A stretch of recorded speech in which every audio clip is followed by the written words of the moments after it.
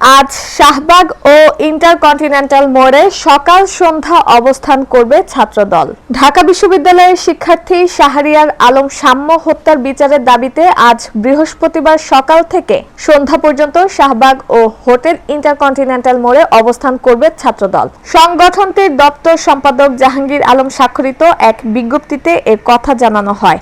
এতে বলা হয়, ছাত্রদল নেতা শাহরিয়ার আলম সাম্যর হত্যা মামলার তদন্তে গাফিলতির প্রতিবাদে এবং হত্যাকাণ্ডে জড়িত মূল ঘাতক সহ সব আসামিকে অবিলম্বে গ্রেফতার, সুষ্ঠু বিচার এবং নিরাপদ ক্যাম্পাসের দাবিতে বৃহস্পতিবার সকাল 9:30 থেকে বিকাল 5টা পর্যন্ত শাহবাগ মোড় এবং ইন্টারকন্টিনেন্টাল মোড়ে অবস্থান কর্মসূচি পালন করা হবে। এদিকে বুধবার সাম্য হত্যার ঘটনায় প্রক্টরের পদত্যাগ দাবিতে প্রক্টর অফিসের সামনে অবস্থান কর্মসূচি পালন করে ছাত্রদলের একদল শিক্ষার্থী। ওদিকে সাম্য হত্যার ঘটনায় আরো 3 জনকে গ্রেপ্তার করা হয়েছে। ঢাকা বিশ্ববিদ্যালয়ের জনসংযোগ বিভাগের এক বিজ্ঞপ্তিতে বলা হয়, সাম্যর বাবা ফখরুল আলম বুধবার উপাচার্য নিয়াজ আহমেদ খানের সঙ্গে সাক্ষাৎ করেন। বিজ্ঞপ্তিতে আরো বলা হয়, সাম্য হত্যাকাণ্ডে জড়িত থাকার সন্দেহে 20 মে রাতে আরো 3 জনকে গ্রেপ্তার করা হয়। অপরাধীদের চিহ্নিত করে দ্রুত বিচারের আওতায় আনতে বিশ্ববিদ্যালয় প্রশাসন সার্বক্ষণিকভাবে আইন শৃঙ্খলা রক্ষাকারী বাহিনীর সঙ্গে যোগাযোগ রাখছে বলে এতে বলা হয়।